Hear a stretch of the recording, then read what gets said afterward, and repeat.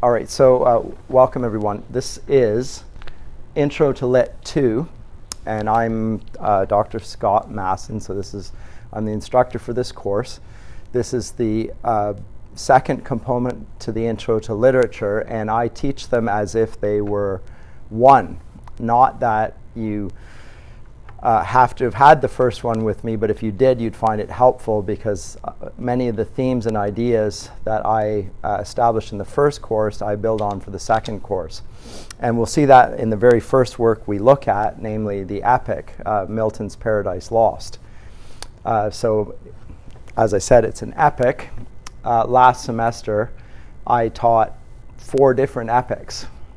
Homer's Odyssey, Virgil's Aeneid, Dante's Divine Comedy, and then Beowulf by some unnamed Anglo-Saxon poet. And in that we saw there was a certain conventions and ideas and themes that were consistent throughout the whole genre.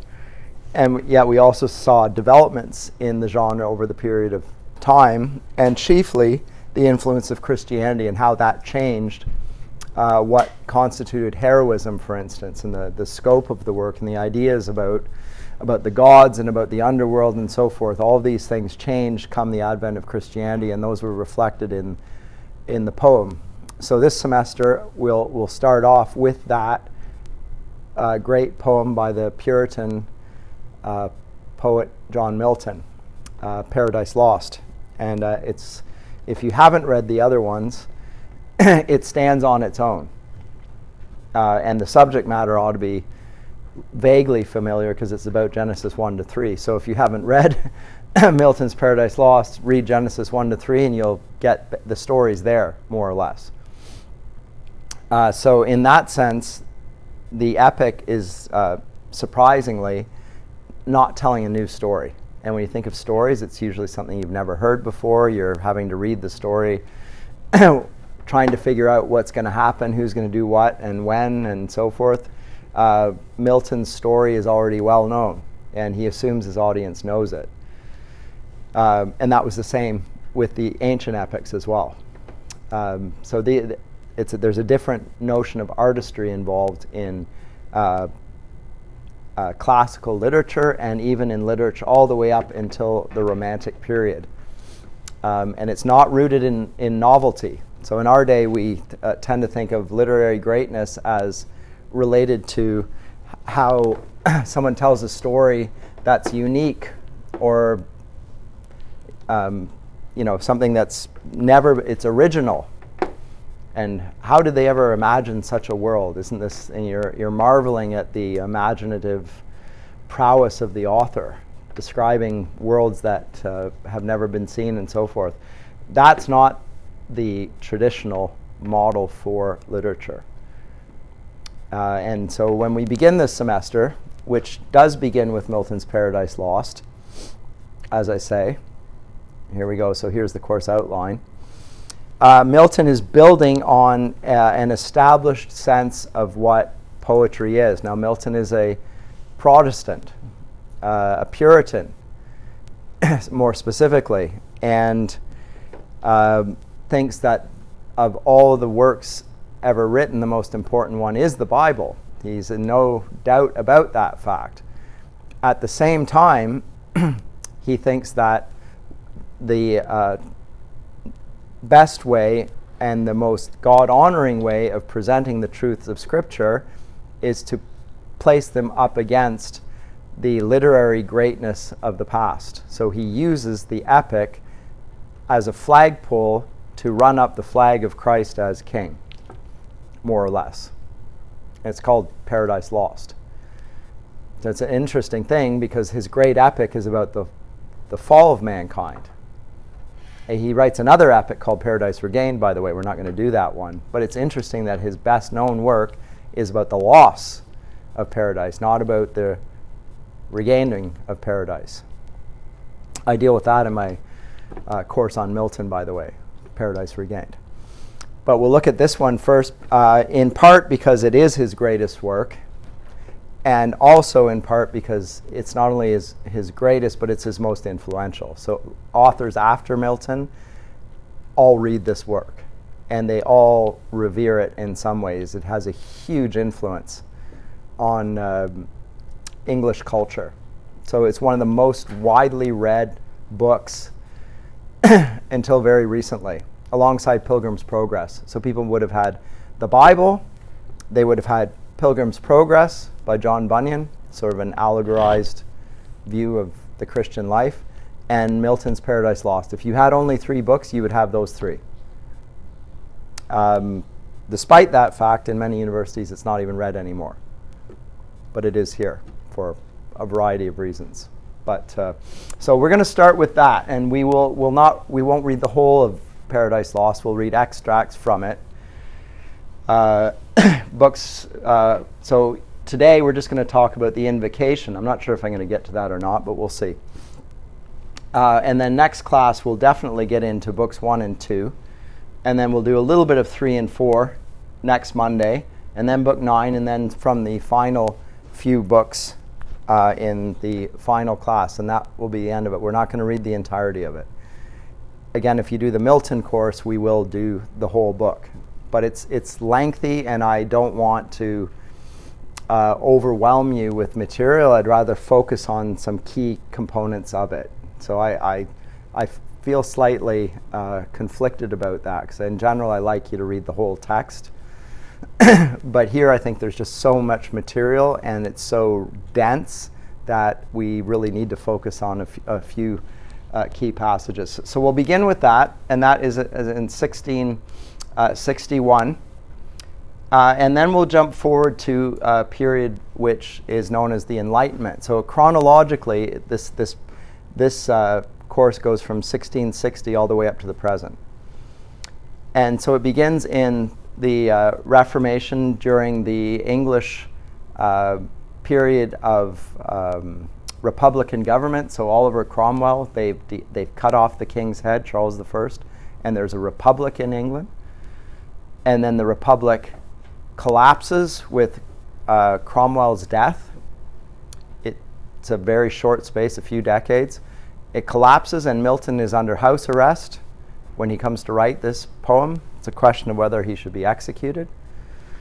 Some of his friends come forward and argue that they should leave him alone, which they then do, because he's blind. He's a blind old man. What's he going to do?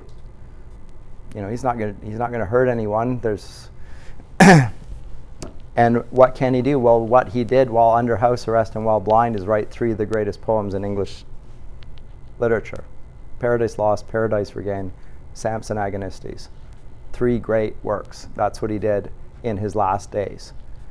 Even though he meant to do it his whole life, he couldn't do it until that time. So it's interesting. Everyone wants to be successful when they're young. Some people are. Some people have to wait. Milton had to wait.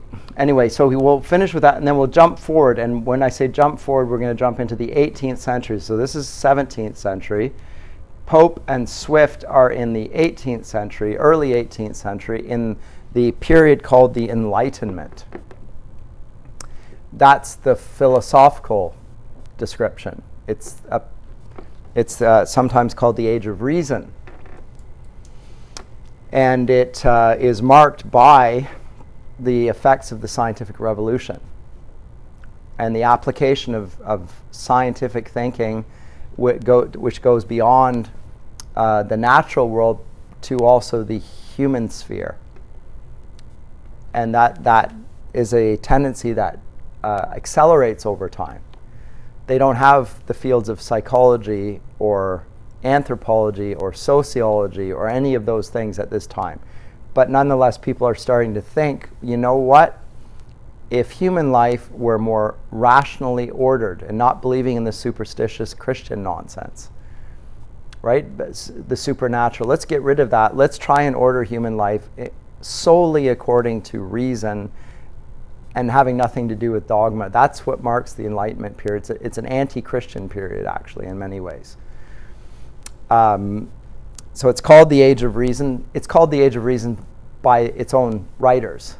Whether it is the Age of Reason I think is debatable. Certainly they pay tribute to reason. And so in the French Revolution, they had a goddess dedicated to reason. It was the statue of reason leading the way. And so we're going to follow the rationality from this point. There are immediately questions about how effective and beneficial this was to humanity. And Pope writes a mock epic here, so it's a response to this. It's a satirical take on the epic. And then Swift's modest proposal looks at some of the problems with the rational calculation of what human nature is. I'm not going to give it away, what he proposes. You'll see it soon enough.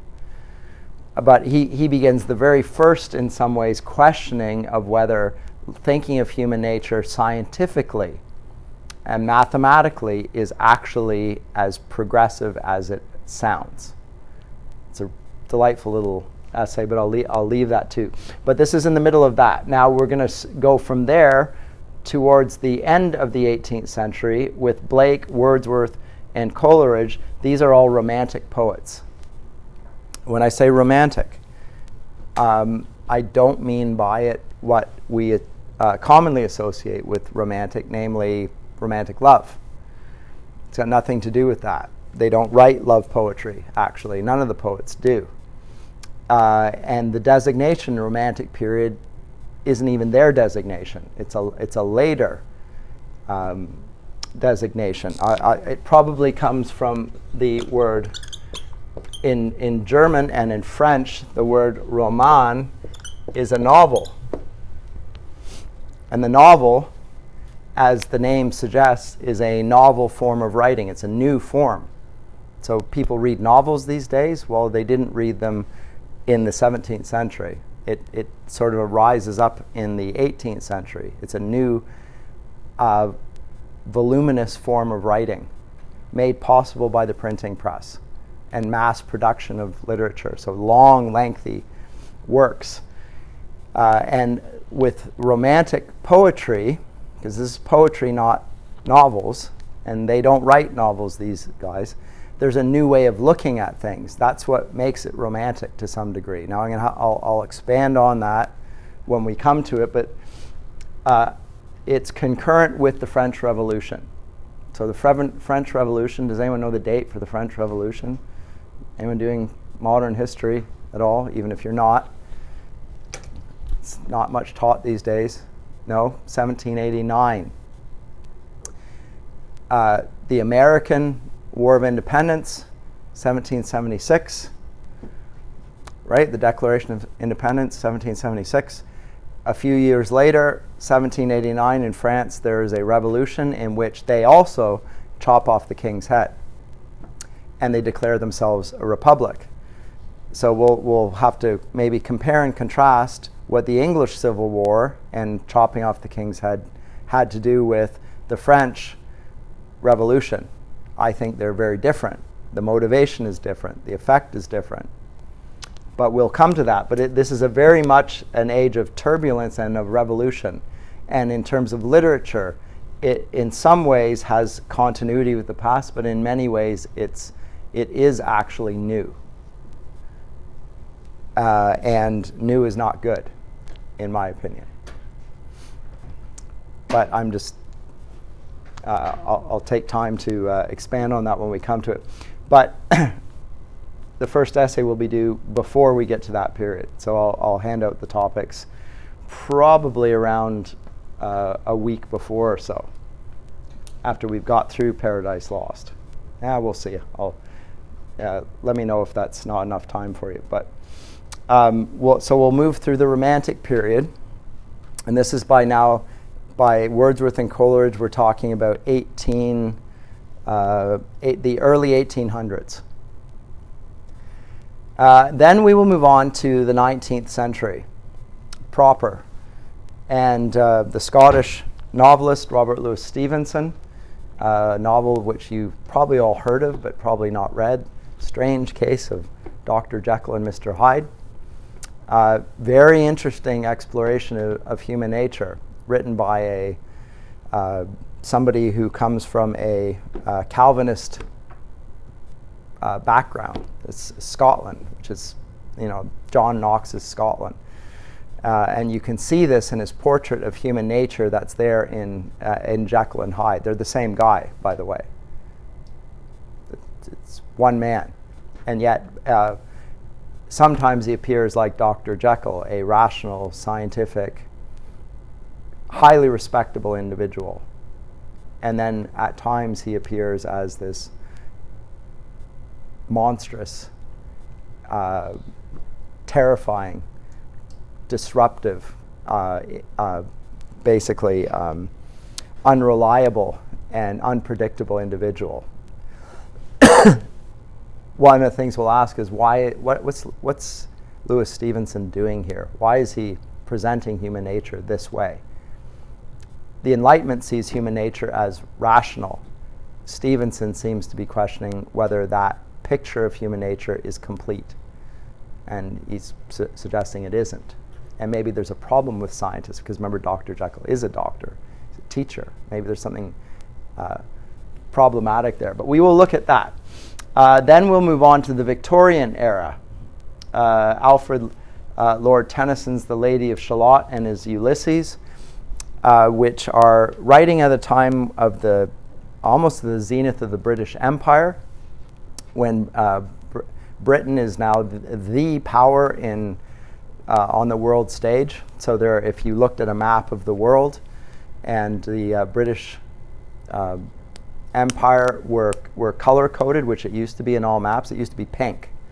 So wherever Britain was, it was pink. So Canada was pink, and Australia was pink, and New Zealand was pink. And at that time, India would be pink, and China would be pink, and Singapore would be pink, and much of the South Pacific and large parts of Latin, South America, and Africa, they were all pink. So Britain had now reached to be a worldwide empire. And with that came the problem of colonialism and so forth. It's not we'll get into and talk about that, but it suggests that there's a sort of a golden age for English-speaking peoples. Expressed in our day very rarely, but usually in a few sort of sporting events like cricket and rugby. There's in the British colonies, that's a sport that is not really played much outside the British colonies, but cricket and rugby are. So Pakistan, India, it's the national sport. Very strange. Why that? It was introduced there. Same thing in Australia, New Zealand, and so forth. Cricket is an important sport. It goes with a certain sense of Britishness. Well, what exactly is that? We can look into that. But he's writing about at the same time that he's writing this, and Britain's at its greatest, its height of power, there are thoughts about Camelot and the legend of King Arthur and the Green Knights. Are these actually legends, or was there a true individual King Arthur, and did his kingdom actually exist, or is it just a story that we tell? This is at the same time that there's a higher criticism of the Bible, and people are questioning whether the stories told in the Bible are literal historical events, or whether they're just stories that we tell. How do we relate to the past? Are these true events? Are they stories? In either case, people are arguing that the stories matter, that they're important. Even in Victorian Britain, and Victorian Britain is assaulted at the same time with Darwin's Origin of Species, which is radically questioning the view of human nature being presented by the church, saying it's not so. There's a common ancestor, and the common ancestor is probably some sort of primordial ooze, that goes from the goo to the zoo to you. And now we're at the end of it all, but historically, the Earth is not 6,000 years old, it's 6 million or billion or whatever the age of the Earth would be. And there are fossils and all sorts of development. So all of these are assaulting Christian truth. And then the question comes, because there's a large scale amongst the intellectuals at any rate, questioning of the veracity of the Bible as a record of truth. And some people are saying even if it's not true as a historical document, it still has importance as a story. And Tennyson would be amongst them.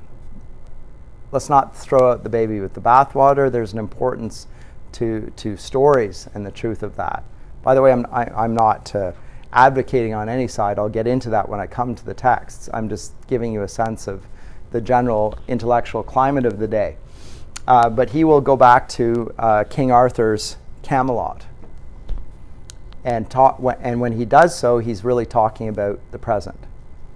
So this past mythological age in which everything seemed perfect, the Knights of the Round Table, etc., the age of chivalry, is that not the age of Britain where, the Englishman has his top hat on and the stiff upper lip and the stoical outlook on life, and the civilizing influence of the Enlightenment is being brought, and the English language, and with it all of the things of the modern scientific world are coming with it? Is that not like a new golden age?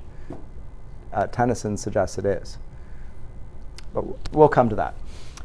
We'll then shift gears and shift countries by going to Russia at this point. In the little short novella, The Death of Ivan Ilyich. Now, you'll probably know Tolstoy, if you haven't read him, by more famous works, much longer, too long for this course, War and Peace, or the Anna Karenina, both huge voluminous works. As I say, they're way too big for an introductory course. But this is a helpful little intro to the work of Tolstoy, and he comes at things rather differently. He doesn't think like an Englishman. He thinks, obviously, like a Russian. And at the same time, he's writing in this period where the intellectual ferment of the Enlightenment is now spreading out to Russia. And the French Revolution did, by the way. So Napoleon brought the French Revolution all over Europe by military might, by the force of an army, all the way to Moscow, enforcing enlightenment on everyone, whether they wanted it or not. Tolstoy and most of his the literary figures of the Russian world had serious questions about the goodness of the Enlightenment, and yet the intellectuals of his day embraced it. They liked to speak French. To this day, French is taught in much of Eastern Europe. So when I'm trying to think when I was living in Germany in the early 90s and traveled to Eastern Europe and spoke fluent French or fluent German at the time, and German worked in many places, including in Czechoslovakia, as it was at the time. There were people that didn't know German either and didn't want to learn German because of its associations with Nazi Germany and so forth, but they did know French, and it didn't have the negative connotations of German. It was really interesting to me. And I've met Russians likewise, that similar, it doesn't have, because languages have connotations of people and often wars and things like that come with them. Anyway, so The Death of Ivan Ilyich it's a pretty good title because it's about the death of Ivan Ilyich. That's what the author's dead, or rather the protagonist is dead. We never get to meet him, at least at the beginning. So it begins with his funeral. Very interesting look at it, at life, because it is about the death, but then it backtracks and talks about how he got to the point of death. So it begins with the death, and then it moves forward to the years that led up to his death. It's like, you've seen this if you watched movies sometimes. It begins with a crime scene or the violent death of somebody, and then they flash back to the events that led up to that. That's what Tolstoy does here.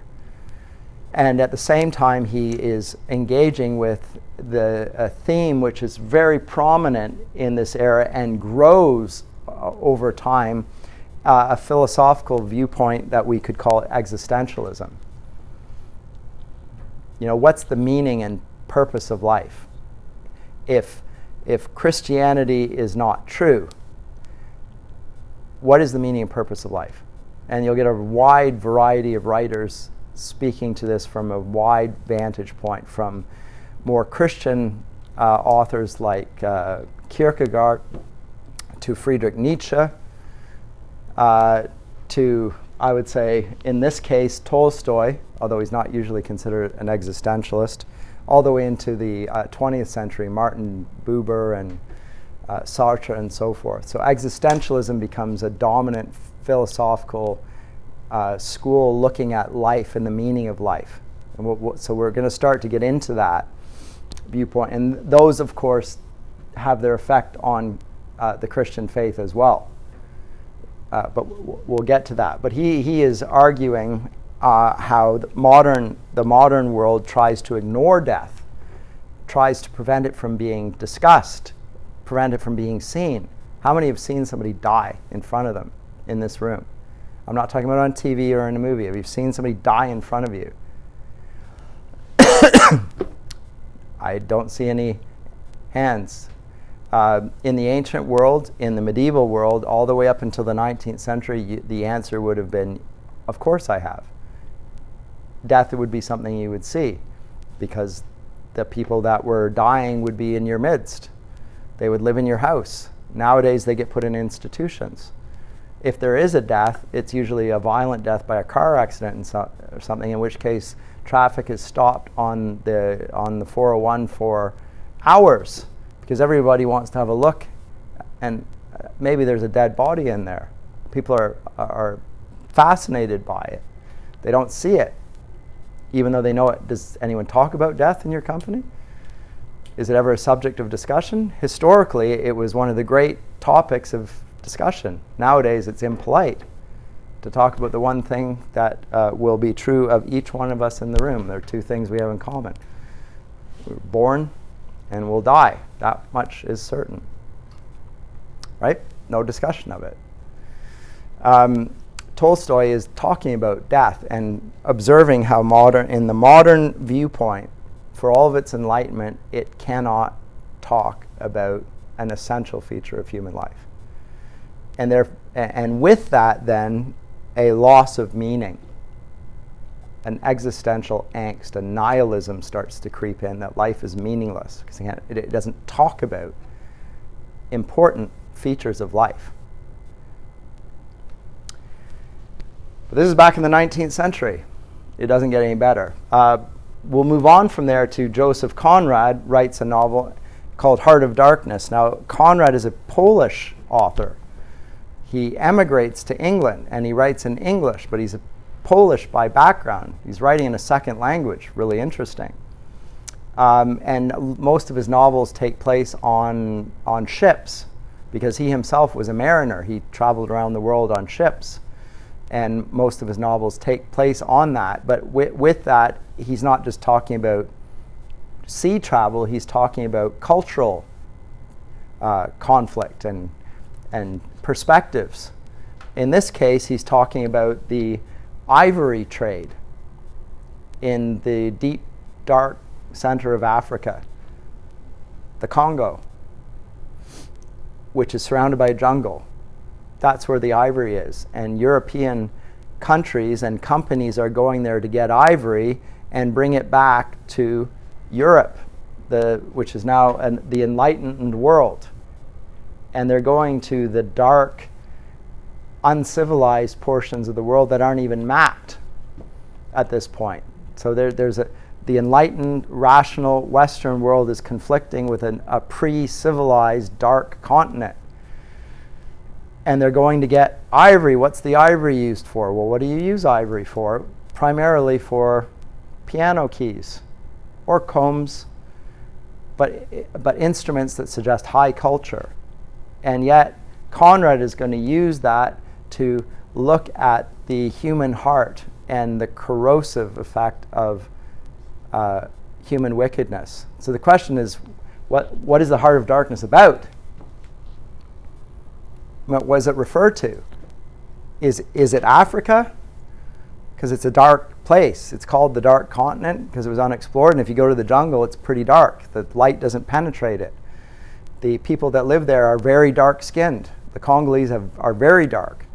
Is it really a text about racism? Some critics think it is. It's called a colonialist narrative. I think it's a lot deeper than that. It includes that, but it's more profound. It's looking at the heart of darkness, which may well be right back in Europe. And it might be the human heart. And in other words, it might be have a more biblical view of what darkness in the heart really is. Because the Bible says that the heart is of all things wicked. Unpopular opinion in our day, but it wasn't meant to be popular. It was meant to be true. Anyway, so it will look at that. The next little novella is called The Picture of Dorian Gray. This is by Oscar Wilde. This is in the age of art for art's sake. And it looks at a man. I'm not going to give away the plot of all of the stories here, but of a man who is a beautiful young man. And there's a picture on the wall. And what happens to the picture, I'm not going to give it away, because then you won't want to read it. But it's quite brilliant. These stories are not just stories that are entertaining. They're stories that are reflecting on their culture and what is viewed as beauty and its permanence, and what constitutes a good and beautiful life. As I speak here, just yesterday, it might have been 2 days ago, but it was just yesterday that I read that the philosopher Roger Scruton had died. Scruton is a great writer, and he wrote in his later days on beauty and the importance of beauty and how modern life has almost consciously, in fact, he argues it is consciously, sought to eradicate beauty from human life. So things like our chapel, which is a beautiful space, you would never find a modern building that spent that much time and money to construct a place of beauty. And he thinks that it is the impoverishment of human life. But there's almost an embrace of ugliness. People, when they used to go to churches, would wear 3-piece suits and they would put on their Sunday best. Nowadays, you can come just as you are. In other words, you can wear your pajamas. Saying, okay, you can. What is the view of yourself that comes with that? How do you regard yourself when you don't consider your appearance? Or if you think appearances are totally irrelevant, or if you think that presentation is irrelevant, what's the effect on how you think about yourself? How does that relate to what your view of beauty is? Is beauty connected to God at all? In the medieval period, which is the period before this course was starting, the university began as the exploration of the confluence of beauty, goodness, and truth. The three things were seen to be characteristic of God. He united those three things. So God is, of course, true, and of course He's good, but He's also beautiful. There's a beauty to this, and with that, the whole curriculum of universities were connected in the belief that everything that was good and pure and true and lovely ought to be thought about and ought to be considered to be related to God. With the Enlightenment, there is an attack, not just on goodness, but also on beauty. That's what Scruton is observing here, and I think in the period of the picture of Dorian Gray, of art for art's sake, so arguably for beauty's sake, there's a loss of both goodness and truth, which accelerates in the 20th century. And then finally, we'll come to the 20th century.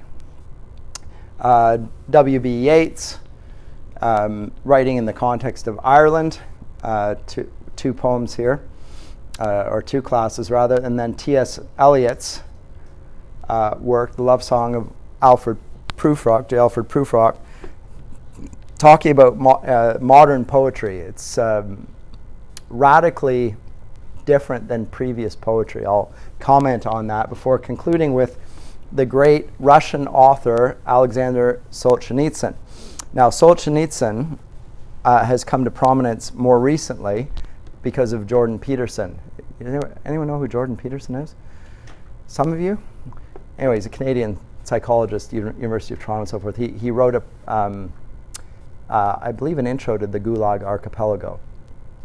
and brought him to contemporary prominence. I mean, it's not that he wasn't prominent before, but for your generation, probably unknown. For my generation, you know, I was alive when he was alive, so he was, you know, the Soviet dissident. He gave a Harvard address in 1978. It's still on YouTube. In fact, I'll put it up on as a link on our course website, in which he attacked the West for its loss of its moral compass. He also attacked the Soviets, from which he left, for the very same thing. Very interesting figure. But this is about Matryona is a woman, a Russian old woman, a babushka, writing about and living in the context of the growing Soviet Union and the effect of communism in destroying all the bonds of human life. Everything that is good is being eradicated by this growing communist spirit. I think that's the end of the course. I don't think I pull on. Yes, it is. There you go. So that will conclude it. I said it's contemporary. It's not contemporary. This is pre-1945.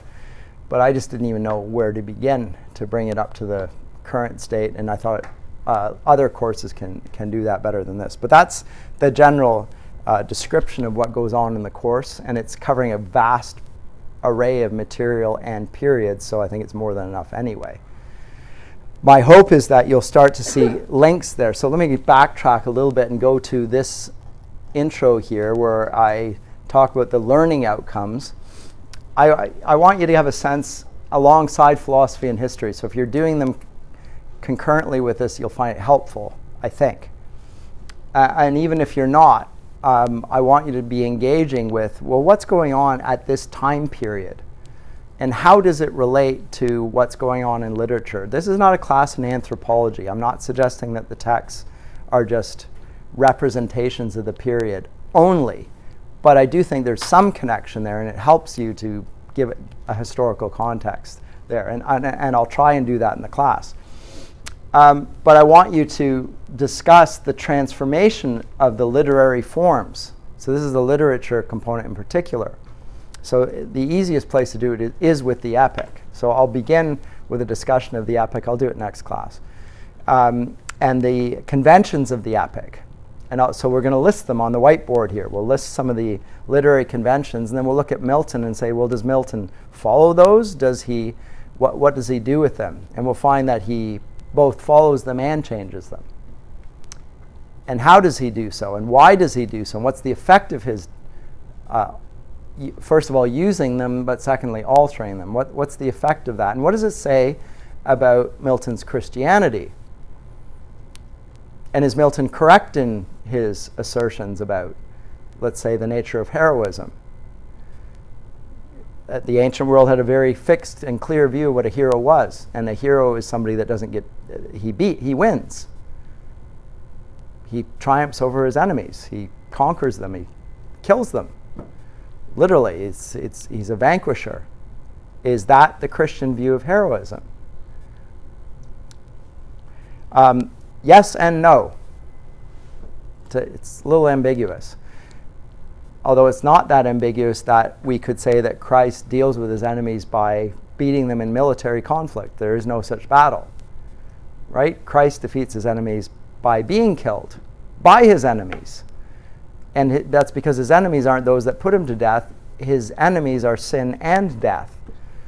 And he overcomes sin and death at the cross. So that, with that theological point in mind, Milton transforms epic heroism and what we understand as a hero.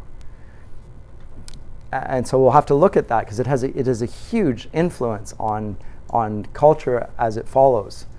That's why we begin with that here. Anyway, so we'll reflect on that, and we'll also want to think about, I mean, most people say that we live in a secular age. And when people say that, they tend to think that we don't, in our day, people don't have religious viewpoints. Most people, there's a growing group of people in our day that are called nuns, as in they have no religious affiliation. They never had. They have no connection to any religion, never mind Christianity. Islam, Buddhism, Hinduism, nothing. Like I am none of the above. It's close to growing to like 20% of the population. Does that mean that they have no religious viewpoints? I would argue no. I think they do have religious viewpoints. And I think the course is going to try and demonstrate that they are there. In fact, atheism is recognized as a religion. A religion and when we say a religion, I'm not saying that they have a God per se, but that religion is something bound. It's bound up in certain ideas and concepts and commitments, things that you regard as true. That's what a religion is. Most religions, by the way, do not have a God. So if you're a Hindu, you have thousands of gods. If you're a Buddhist, there is no God. Right? We'd still call it a religion. There are certain foundational commitments about the way the world works, another that we would still describe as religious. Well, even atheists in our day in Canada, the nuns, are religious. It's just their religion is atheistic, and furthermore, it tends to be anti-Christian because of the way Christianity has been portrayed in culture largely, and largely because people are ignorant, I would say, and they've believed what they've seen on screen in Hollywood or something like that about Christians, or in propaganda. But we'll deal with that. But my hope for the course is you'll start thinking about not just the text we're reading, but our own contemporary culture. Like, here's how it was looked at in a different age. That's very different than now. But just by coming to see the difference in the way somebody else looked at it in a different age, it allows you to look at your own age in a very different way than when you first began. You think, oh, it's possible to look at the world in this way. That's interesting. How does that work? And the more you think about it, I think, well, that's not as crazy as it first appeared. There's more sense to it. Once you've made that shift, it's the beginning of the opening of your mind to consider, where do you come from? Like, some of you are Christians, some may not be. Some of you are brought up Christians and you're thinking it through yourself. Why do you hold what you hold to be true? You know, what's the basis for it? These are the things that arise when you start to look at these things. And my hope, my prayer is that the class will help you think more clearly about the subjects. So it's at the beginning of a capacity to reflect on the religious presuppositions of every age, including our own. So I'll talk about that more as the course progresses, but I think you're going to find, or at least my attempt throughout the course, is even when we're talking about Milton and his view of things, I'm going to talk about how in the 21st century, most people would receive Milton's views here. Milton's views, which are very close to my own. How would that view be received in our day? And would we be correct in thinking that Milton was intolerant and disrespectful of opinions that weren't his own, etc.? Would that be a fair assessment? It would be a correct assessment. Would it be fair? Would it be taking the whole picture? Because Milton is a dead white male, right? And he's presenting Christ as the as not only God, but as the one to whom every knee will bow and every tongue confess at the end of time. Sounds pretty intolerant if you're not a Christian, right? So we'll talk about that as it comes up on the course. So those are my hope at the outset, and here are the texts here, and if you haven't got them, they're in the bookstore. I've tried to get them at the best cost I can. They're relatively cost efficient. It used to be a anthology, but the anthology costs more than the books on their own did. So this year we're going with the individual texts. Although if you have the anthology, that works for me. It just won't have all of these books in it. In terms of the assessment, class participation, well, part of that's just showing up. Being attentive, engaging with the class. So I have spoken unbroken with no interruptions. Nobody's raised a hand. Nobody's interrupted me. I appreciate that in one sense. In another sense, I'm happy to be interrupted.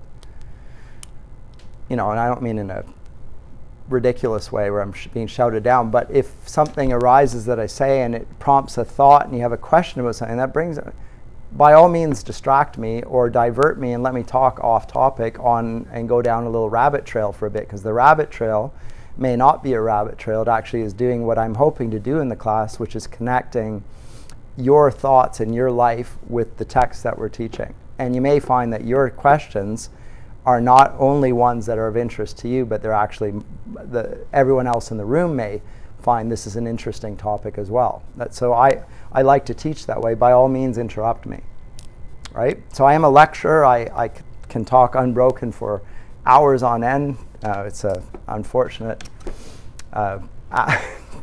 attribute of what I do, but I do like to be interrupted. So by all means, okay? So don't think that it's a distraction to ask the question that if something arises and it's really important to you, bring it up, please. So that will be class participation. Then the essays, so 2 of them. A comment on that. I take essays very seriously in the sense that for all I try and do in the lectures, and I do try and give you a lot of information, but also to help you to think about what we're reading, not just giving you facts to write down and so forth, but information, like, because you can get that off the internet. Like Wikipedia will give you basic details, when the author was born, when the author died, that very superficial stuff. I'm not looking for that, really. I want you to engage with the text in a deeper way, as a form of literature and so forth. And the ideas that are connected to it, that's where I'm pushing. And your essays are doing something like the same thing, except they're doing it on your terms. And when you do that, you have to think through it, because what you're doing is you are trying to make a coherent presentation on the text that will try and persuade me that what you're saying is a viable way of looking at it. And you'll get into the text and understand it much better when you do that. So an essay is a very formative thing. It's not just me to give you grades. It actually forms your minds to be coherent, and it's indispensable to my view. And you will learn a great deal if you give the time to writing your essays. And I'll give you directions on that. But for that reason, I give you 2 essays. As I say, I take it seriously, and I spend significant time reading and marking the essays. So it'll look like I killed a chicken and shook it on your paper. There's a little red ink all over the place. Don't be distressed by that, or at least it'll have some, if I can find red. So 2 of those, and then the final exam, which is mostly essays as well. Those essays, by the way, are the way in which you will come out of here and think more cogently and coherently about whatever field you want. Like, I think that everyone ought to study English literature. Most people crazily don't agree with me. But I will say that everyone comes out of an English lit class with the skill set improved by having done an English lit class. Helps you engage with texts, helps you read them closely, and it helps to formulate your own ideas and arguments. So anyway, that's about it. I will say, I mentioned that I'm recording this. You know that anyway, because you can see the camera. But it is available here on YouTube. So by all means, follow, subscribe it, whatever. I'll put it on the website as well. And as I say, if you miss a class, then you can go back and look at it. Or if you were here and want to just review it, then that's fine. And feel free to share it, whatever. My aim with this is to help the class, but also just to spread education. I feel like it's a vocational imperative, right? Some people can't afford this. I'd like more people to be able to advance their knowledge and education in whatever way. Other comments or questions? I prefer, in fact, I require no electronic devices. You probably heard that anyway. Do you want me to say a bit about that? Probably not, but I'm going to say a little bit anyway. It impedes your learning to use electronic devices. I've been arguing it as long as I've been here. I just noted that you can type faster than you can write, but when you type, you're not learning. You're recording.